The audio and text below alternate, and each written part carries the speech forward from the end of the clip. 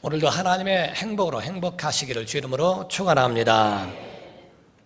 우리 선하신 하나님이 이 세상 모든 만물을 만드시고 아담과 또 그의 갈빗뼈를 취하사 하와를 만드심으로써 인류의 최초의 가정을 만들어 주셨습니다.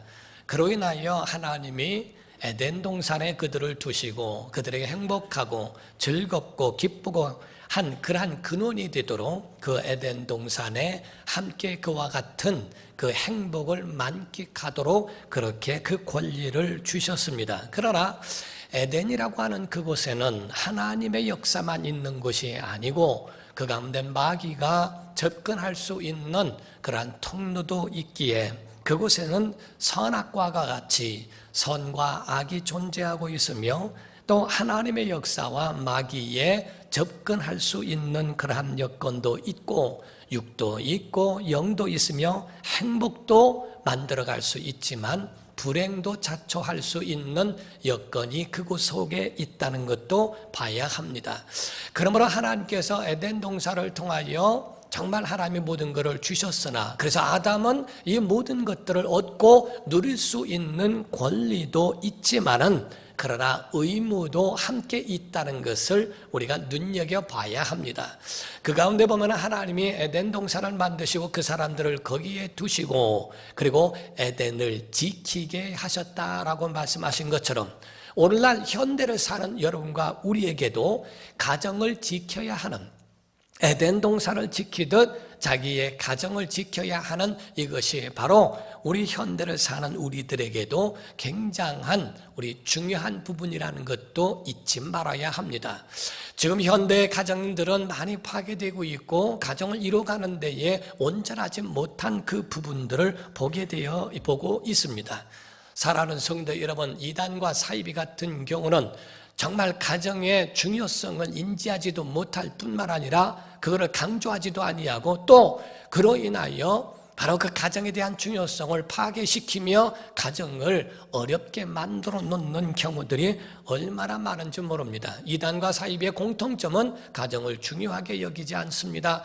가정에 있는 모든 것들 다 파괴시켜서라도 자기 공동체만 살기를 원하는 것이 바로 이단과 사이비의 특성이라고 볼 수 있는 겁니다. 그러나 모든 피조물들 가운데 동물이나 이런 것은 돌봄이 그렇게 필요하지 않은 경우가 많습니다. 우리가 코끼리나 이런 말이나 이런 거를 보면은 새끼를 낳게 될 때에 얼마 몇 분 안 돼서 그 새끼는 일어나서 그 어머니와 함께 그 무리 속에 합류하여 걸어가는 것을 보게 됩니다. 비척비척 하다가 결국에는 일어나서 따라가는 것을 보게 되죠. 그러나 사람은 태어나게 되면 그 태어난 아이가 부모의 돌봄이나 누구의 돌봄을 받지 못하면 그 아이는 숨을 거두게 되고 그 가운데 살지 못하게 됩니다. 어린아이들은 사람은 다 부모나 누군가의 돌봄이 있어야 되고 돌봄 가운데에 성장하는 것이 인간이요 사람입니다. 그러므로 사람을 홀로 사는 존재가 아니라 함께 공동체에 의하여 돌봄이 필요한 존재라는 것을 말하고 있죠. 천국은 어떤 것입니까? 천국은 가정이에요. 우리가 성경 가운데도 주 예수께서나 하나님이 말씀하실 때에 모든 이스라엘 백성들에게 빗대어 말씀하신 것은 가정에 대한 용어가 굉장히 많습니다. 우리가 하나님을 향하여 아버지라고 말합니다. 예수 그리스도에 대하여 신랑이라고 말씀하고 신부되는 교회라고 그렇게 말을 하고 또 믿음에 가진 사람들, 믿는 사람들끼리는 이에 대하여 형제요 자매라고 이야기를 하죠. 이로 인하여 믿음의 사람들을 가르쳐 천국 가족, 하늘 가족이라고 말할 수 있습니다. 우리가 피를 나눈 형제요 자매라 할지라도 이역만리 타국에 있게 되면 그에게 연결하고 연락하기도 쉽지 않습니다. 어떤 무슨 일이 있다 할지라도 거기에 연락해서 오는 시간이나 그 여건이 그렇게 쉽지 않습니다. 비행기표를 사고 하는 그런 문제도 바로 정말 어떤 큰일이 있어서 연락을 하더라도 수일이 걸려야 되고 또 성수기나 이럴 때는 거기 오는 것도 한 달이 지날 정도로 굉장히 힘들어하는 경우도 보게 되지 않습니까? 이와 같이 피를 나눈 형제도 이와 같이 정말 멀리 있어서 함께 할 수 없는 경우도 많이 있으나 예수 그리스도 안에 예수의 피의 은혜를 나눈 하늘 가족은 언제든지 기도해주며 함께 할 수 있으며 그 모든 슬픔과 기쁨과 모든 것들을 같이 누릴 수 있는 하늘 가족이 우리 믿음의 가족인 줄로 믿습니다. 예수 말씀하시기를 마태복음 12장 46절에서부터 50절을 보면 예수께서 무리에게 말씀하실 때에 그의 어머니와 동생들이 예수께 말하려고 밖에 섰더니 한 사람이 예수께 여짜오되 보소서 당신의 어머니와 동생들이 당신께 말하려고 밖에 서 있나이다 하니 말하던 사람에게 대답하여 이르시되 누가 내 어머니며 내 동생들이냐 하시고 손을 내밀어 제자들을 가리켜 이르시되 나의 어머니와 나의 동생들을 보라. 누구든지 하늘에 계신 내 아버지의 뜻대로 하는 자가 내 형제여 자매여 어머니니라 하시더라 라고 말씀하죠. 이 땅의 가족도 중요할진데 하늘 가족, 정말 천국에 있는 가족에 대하여 주 예수께서는 이와 같이 얼마나 강조하셨는가를 말씀하고 있습니다. 사랑하는 성도 여러분, 우리 노벨 수상자였던 우리 솔제니치라는 사람이 말을 하기를 공산주의 국가가 왜 붕괴됐는가? 그 붕괴된 원인은 단호하고 분명하다는 겁니다. 그것은 바로 그들이 가정과 교회를 과소평가했고 중요성을 알지 못했기 때문이라고 그렇게 이야기를 합니다. 사랑하는 성도 여러분, 정말 가정이라는 것이 얼마나 중요하고 얼마나 정말 우리에게는 필요한 것인지에 대하여 기독교에서는 굉장히 이에 대해서 강조하고 있어요. 우리가 교회 안에서 많은 용어 가운데 성령 충만이라는 용어를 많이 사용하고 있습니다. 그 성령 충만이라는 말 가운데에는 가정을 세우는 것도 함께 이어져 있다는 것을 봐야 합니다. 에베소서 5장 18절을 보게 되면 술 취하지 말라 이는 반탕한 것이니 오직 성령으로 충만함을 받으라 라고 말씀을 했어요.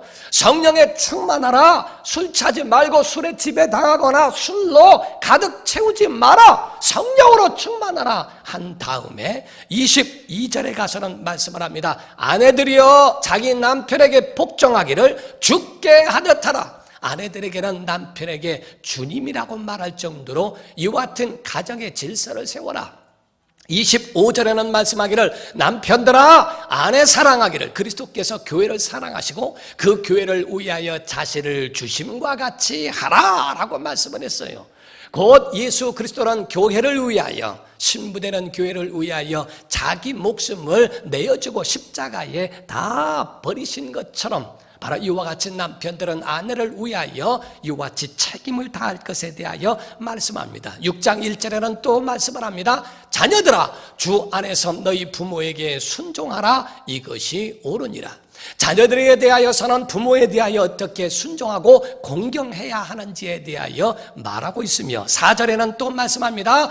또 아비들아 너희 자녀를 노엽게 하지 말고 오직 주의 교훈과 훈계로 양육하라. 교훈이란 말은 그리스도의 마음, 그리스도의 마인드를 갖게 하라. 훈계라고 하는 것은 그 가운데에 정말 옳은 길이 무엇인지를 그들에게 바르게 알려주고 일러줘야 된다라고 강조하고 있습니다. 사랑하는 성도 여러분, 성령 충만을 받으라 라고 말씀한 후에 아내들아, 남편들아, 또 자녀들아, 그리고 아비들아 라고 권면하면서 가정을 세워가는 성경을 여러분들이 보게 될 수 있지 않습니까? 마지막 세상 종말 때를 보더라도 예수 이 땅에 오셨을 때에 예수님을 만나서 천상의 결혼식, 하늘에서의 결혼식, 혼인잔치라고 이렇게 표현을 했어요. 하나님은 우리 아버지가 되시며 예수님은 우리의 신랑이 되시는 줄로 믿습니다. 신식 결혼식을 우리가 하게 되는 것을 보게 되면 신랑 입장을 합니다. 공중 재림하시는 주님의 모습입니다. 그리고 신부 입장을 합니다. 신부 입장을 할 때 면사포를 씁니다. 성경에는 면류관이라고 말씀하고 있고 또 드레스를 입습니다. 성경에는 이와 같이 그에 대해 세마포라고 말하고 있습니다. 그리고 또 부케를 듭니다. 성경에는 그 부케를 종려나무 가지로서 곧 신랑을 맞이하는 처녀의 그 신분이라고 하는 것을 보여주고 있지 않습니까? 그리고 저 친정아버지가 그 신부의 손을 붙잡고 신랑까지 데려다 주는 것처럼 우리가 주님 재림하시는 그날까지 성령께서 친정아버지가 되셔서 우리의 모든 삶을 친히 인도하시고 이끌어주시며 우리를 보존케 하시는 줄로 믿습니다. 이것이 바로 성경을 빗대어 말씀하고 있는 가정에 대하여 우리에게 증거하는 말씀과 같습니다. 우리는 이 세상에는 다 공사 중이에요. 완벽한 곳도 없고 완벽한 국가도 없으며 완벽한 가정이나 완벽한 사람도 없습니다.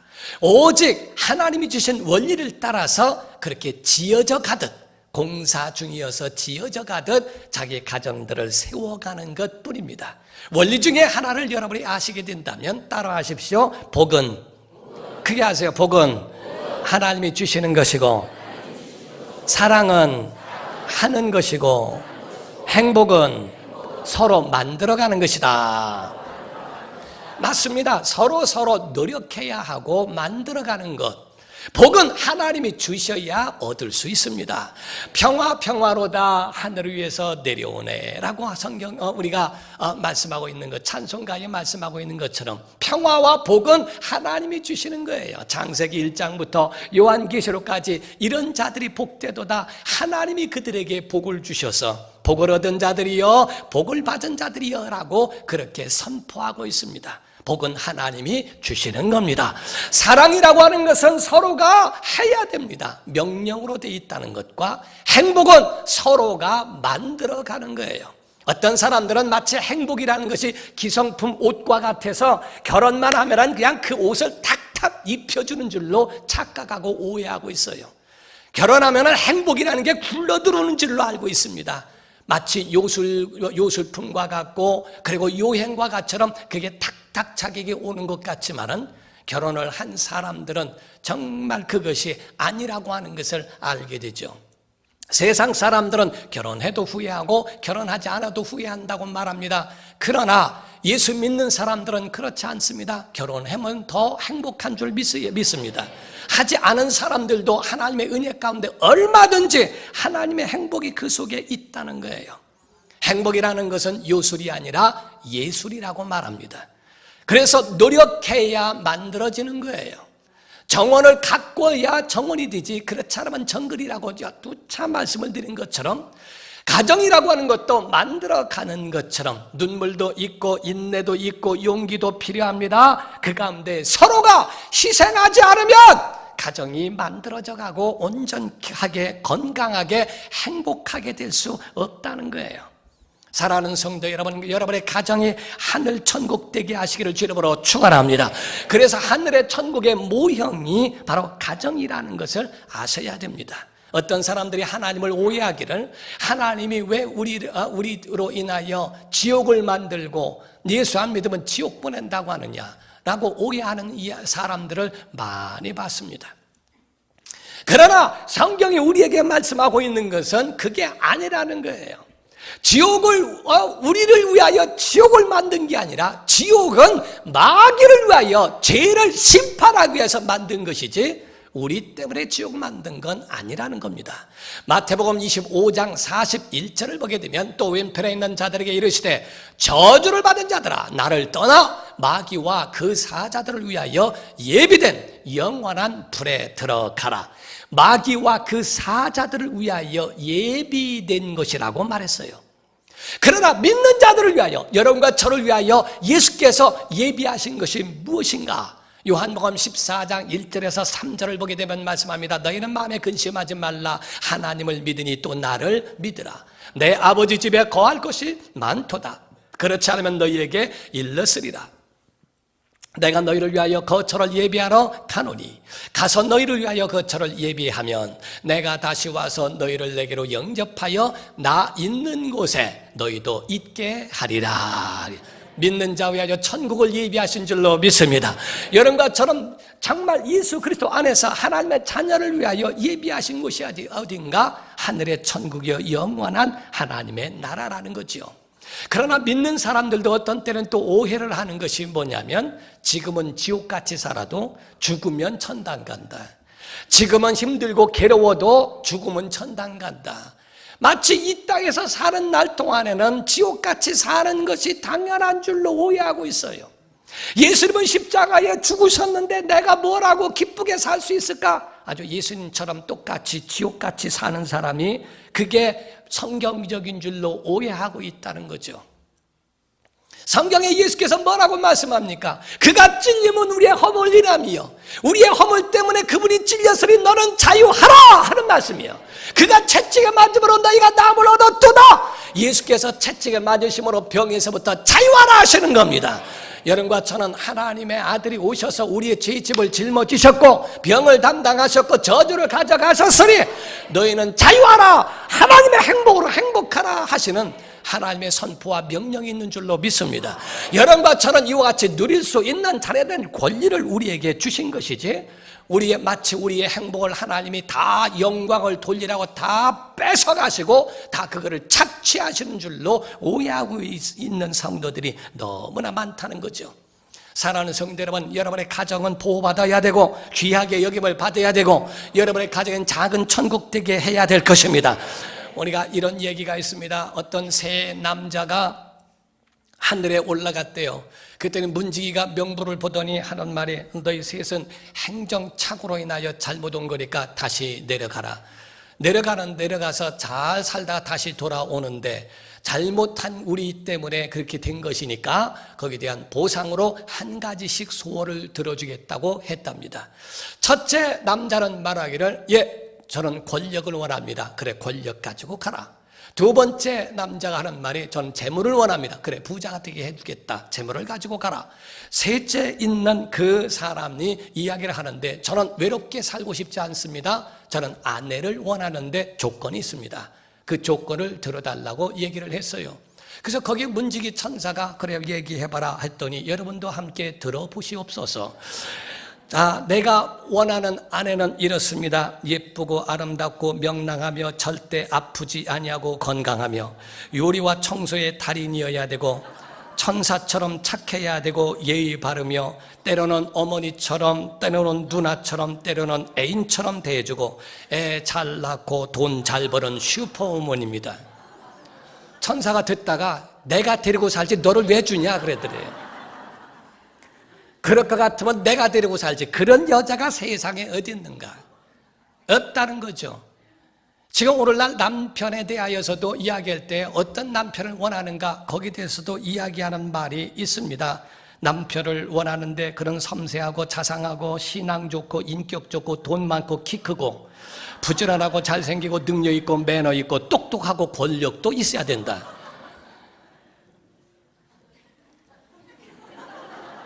없어요. 그런 사람은 아무리 그건 상상이라는 거예요. 요즘 교회의 성도들도 목사를 향해 그렇다고 그래요. 목사는 모세같이 리더십이 있어야 되고 바울같이 능력이 있어야 되고 엘리야같이 영감이 있어야 되고 다윗같이 온유해야 되고 여호수아처럼 순종 잘해야 되고 없어요. 완벽한 사람도 없고 완벽한 곳도 없고 그냥 그 가운데에 완벽한 것으로 살아갈 것 같지만 그렇지 않다는 거죠. 성경은 우리에게 돕는 배필이라고 그랬어요. 돕는 배필은 서로 돕는 겁니다. 아내가 남편에게만 돕는 자라 하는 부분이 아니고 또 남편에게만 아내에게 돕는 자라는 것이 아니라 모두가 다 돕는 협력 관계를 말합니다. 덮어주고 채워주는 것을 말합니다. 여러분의 가정에는 마찬가지로 이와 같이 덮어주는 은혜와 채워주는 역사가 있어야 한다는 거죠. 오늘 본문 말씀에 2장 25절을 보니까 말씀을 하기를요, 아담과 그의 아내 두 사람이 벌거벗었으나 부끄러워하지 아니하니라 라고 되어 있어요. 가족은 벌거벗었지만 부끄럽지 않은 관계, 허물이 있지만 허물이 허물되지 않는 관계, 약점이 있지만 약점이 안 되는 관계, 가정이라는 거죠. 교회를 가정 개념으로, 가족 개념으로 만약에 본다면 교회의 어떠한 일들도 허물되게 하기보다는 그거를 덮어주고 채워주고 그에 대하여 함께 해주는 것이 가족이라는 겁니다. 교회를 가족이라고 여긴다면 자기 자녀의 허물을 들춰내는 사람이 어디 있겠는가? 자기 자녀의 연약한 부분을 들춰내고 그거를 험담하고 그거를 떠벌릴 부모가 세상에 어디 있는가? 가정에 만약에 정말 자기 형제와 모두가 그렇다면 그걸 덮어주고 채워주려고 하고 거기에 대해서 함께 하려고 하지 않겠어요?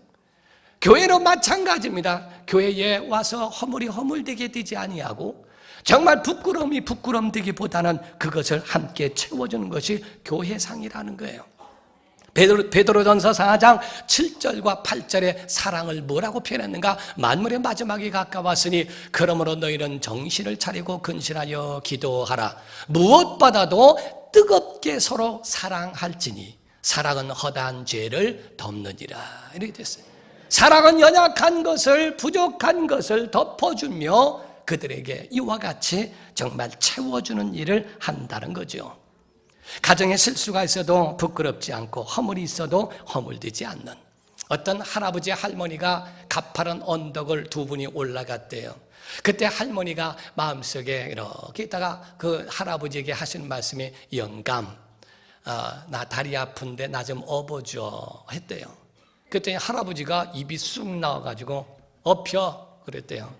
그래서 업고서 이래고 올라가는데 할머니가 하시는 말씀이 영감 무거워? 하고 물었대요. 그랬더니 할아버지 하시는 말씀이 그럼 안 무거워? 얼굴은 철판이지 머리는 돌이지, 다리는 무쇠지 간은 부었지, 무겁지? 그랬대요. 그러니까 할머니가 마음이 너무 상했어요. 꼭대기 올라가서 내린 다음에 이제 내리막이 됐더니 할아버지가 복수할 마음이 생겨서 할멈 이제 나 좀 업어봐 그랬대요. 기가 막혀서 할머니가 업으셔. 그래서 업고 내려가는데 할아버지가 그랬대요. 생각보다 가볍지? 그리고 물었대요. 당연히 가볍지요. 골은 비었지, 허파는 바람 들어갔지, 양심도 없지, 간 쓸개 다 빠졌지. 서로가 복수해버렸대요. 가정이라고 하는 것은 복수라고 하는 그런 부분이 아니라 서로가 채워주는 것. 벤자민 웨스트라고 하는 사람이 있는데 그는 화가로서 정말 유명한 사람입니다. 그런데 이 화가가 된 이 사람이 인터뷰를 하는 가운데에 이야기하는 말은 그가 어렸을 적에 동생의 얼굴을 그려준다고 하다가 벽지를 버리게 되고 카페트를 버리게 됐대요.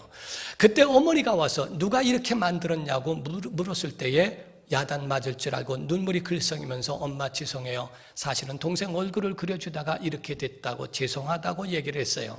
그 엄마는 그 아들에게 뺨에다가 키스를 해주면서 아들아 너무 잘 그렸구나. 그리고 너는 참 착하구나. 동생을 어떻게 이렇게 잘 돌보아줄 수 있니? 너는 참 훌륭한 화가가 되겠구나 하고 얘기를 해줬답니다. 결론적으로 그 화가가 말할 때에 내가 화가가 된 것은 어릴 적에 우리 엄마의 키스와 격려 덕분이었습니다 라고 얘기합니다. 사랑하는 성도 여러분, 우리의 말 한마디나 이 모든 것이 연약한 사람들을 채워주고 인도하고 이끌어준다는 것. 행복은 큰 것이 아니고 작은 것에서부터 이루어진다는 거죠. 행복감을 느끼는 것은 큰 것이 아니고 작은 것에서부터 비롯된다는 겁니다. 어떤 눈썹이 나지 않는 아가씨가 있었답니다. 그런 혼기를 놓치고 자기 때문에 그 컴플렉스로 인해서 이렇게 만류하다가 혼기를 놓쳤는데 나중에 가서야 늦지막히 연탄장수하고 혼인을 하게 됐대요. 그래서 연탄장수를 하는 그 남편이 한참 그 일을 하다가 그러다가 나중에는 얼마 후에 그 가운데에 이제 그 직원이 몸이 아파서 아내를 부르게 되었답니다. 그 아내는 결혼할 때에 눈썹에 대하여 이야기를 하지 않았대요. 그리고 자기 남편보다 조금 더 일찍 일어나서 눈썹을 미리 그리고 그리고 남편을 속이면서 살아갔다는 거죠. 그런데 지금 직원이 하나가 없다고 빨리 와서 도와달라는 말에 막 불이 나게 쫓아가서 그 뒤에서 미루다가 바람에 그 연탄 가루를 덮어 쓰게 됩니다. 조금 쉬자고 하면서 앉아 있는데 그 가운데 남편이 수건을 갖다가 얼굴을 닦아주는 가운데 깜짝 놀랍니다. 자기의 눈썹이 이때 들키겠구나 하는 마음에 굉장히 불안했는데 그 남편은 그 닦아주는 얼굴 가운데에 눈썹만 빼고 닦아주더라는 거죠. 그거를 보고 남편이 알고 있었구나. 남편이 몰랐던 것이 아니라 자기의 연약함과 그 약점을 남편은 알면서도 그것을 모르는 척 해줬고 그 눈썹 부위를 제외하고 나머지를 닦아주는 그 모습에 행복함을 느꼈다고 이야기를 합니다. 사랑하는 성도 여러분, 어떤 남편이 이런 얘기를 합니다. 나는 내 아내가 헬라어를 줄줄줄줄 외우는 것보다는 그 식탁에서 내 먹을 거를 준비해 놓고 나를 다소곳하게 기다려주는 것이 행복하다. 새 차를 선물해 주고 하는 것, 그것도 행복할지 모르지만 새 차보다는 차 문이라도 열어주면 나는 행복하겠다. 비싼 여행은 할 수 없을지라도 꽃 한 송이라도 선물한다면 나는 행복할 것 같다.